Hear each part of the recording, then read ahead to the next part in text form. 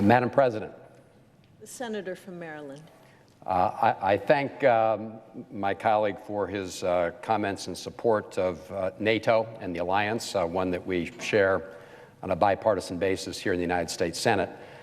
Madam President, I want to take a few moments to honor former Senator Richard Lugar, who passed away on April 28th. Senator Lugar's leadership as chairman of the Senate Foreign Relations Committee was a model of statesmanship, someone who put country over party, principle over politics. I did not have the privilege of serving as a senator with Senator Lugar, but I did have an opportunity to see him in action when I served as a Senate staff member working on national security issues for another great senator and statesman, Senator Mac Mathias, who also served on the Senate Foreign Relations Committee. During that time, I witnessed Senator Lugar work on a bipartisan basis to achieve major foreign policy successes. He had the vision to remain true to American values, and in a complex world, took the long view of what was best for our country. Those traits produced the landmark law to reduce the threat of nuclear proliferation.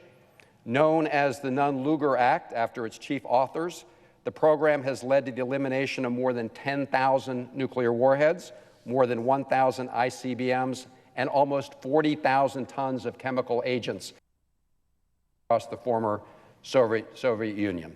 I was especially inspired by Senator Lugar's work to end the racist apartheid regime in South Africa. At the time, the Reagan administration was pursuing a policy of so-called, quote, constructive engagement with that apartheid regime. And the Reagan administration was opposed to imposing sanctions on South Africa to help Mandela, who was imprisoned, and to bring about an end to apartheid rule. He understood, Senator Lugar, that continued engagement with that regime undermined America's values and our interests. And as chairman of the Foreign Relations Committee, he led the efforts to pass the legislation to impose sanctions on South Africa. And when President Reagan vetoed that bill, Senator Lugar led the bipartisan effort to overturn the veto of the president of his own party, and that override was successful. Senator Lugar spurned partisanship in order to do the right thing for America. And, Madam President, that brings us to the vote we will have today, whether or not to override President Trump's veto of the bipartisan legislation to end U.S. support for Saudi Arabia's brutal actions in the catastrophic war in Yemen. Madam President, I see Senator Murphy, a colleague from Connecticut, on the floor, and I want to thank him for his leadership in this area. And I urge the Senate together to stand up for American values and for our long-term interests and vote today to overturn President Trump's veto. Whether it's Saudi Arabia's conduct in the war in Yemen or their grisly murder of American resident and Washington Post columnist Jamal Khashoggi, or their imprisonment of U.S. citizens, or their gross violations of basic human rights, the United States must reevaluate and reshape our relationship with Saudi Arabia. Let's look at Yemen. The Crown Prince has recklessly directed a brutal war in Yemen for 5 years. That war has resulted in the world's largest humanitarian catastrophe. More than 100,000 civilians have been killed, and millions more are on the brink of starvation. More than 100 children die every day from extreme hunger there.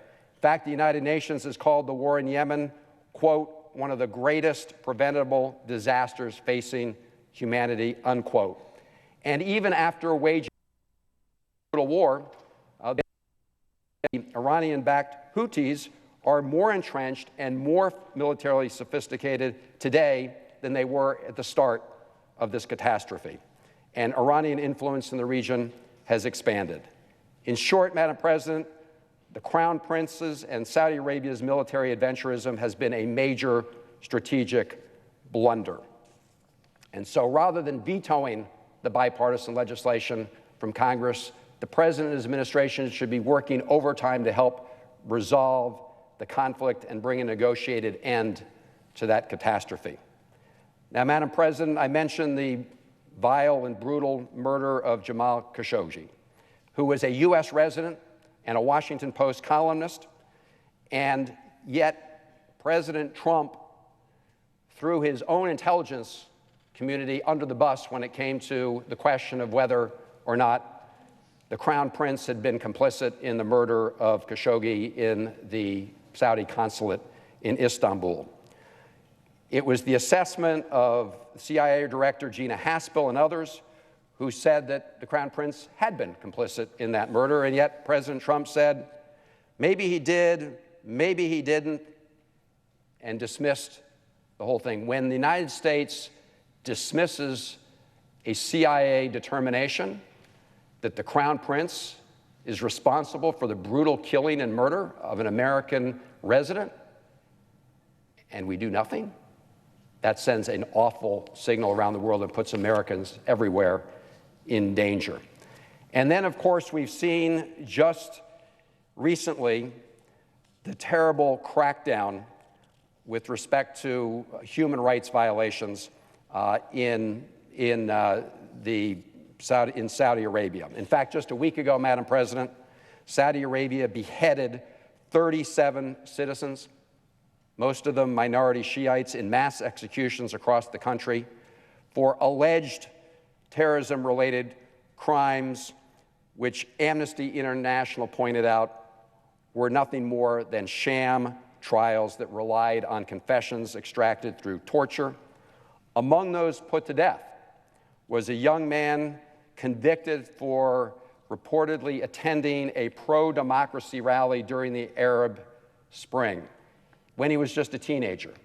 And, Madam President, I have here a headline report: young man set to attend Western Michigan University was beheaded in Saudi Arabia. This was a man who was a teenager, was part of a democracy movement, imprisoned by the Saudi authorities. He'd been intending to attend one of our American universities, and yet he was beheaded. And you also find that the Saudis are detaining a number of American citizens, dual nationals, for their activism on human rights. They were seeking greater freedom for women in Saudi Arabia.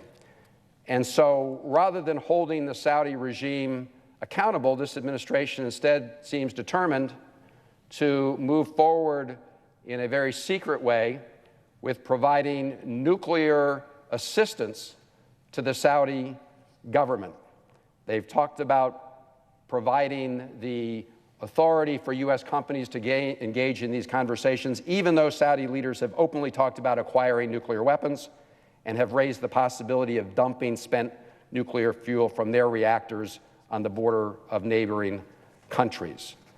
So, Madam President, instead of helping the Saudis with their nuclear program, and instead of vetoing bipartisan legislation to hold the Saudi government and the Crown Prince accountable, the President should be actually reaching out on behalf of American interests. But he chose not to. He vetoed the bill. It's now our duty in a bipartisan way to stand up for American values and American interests. And I urge this Senate to vote to override the veto of President Trump.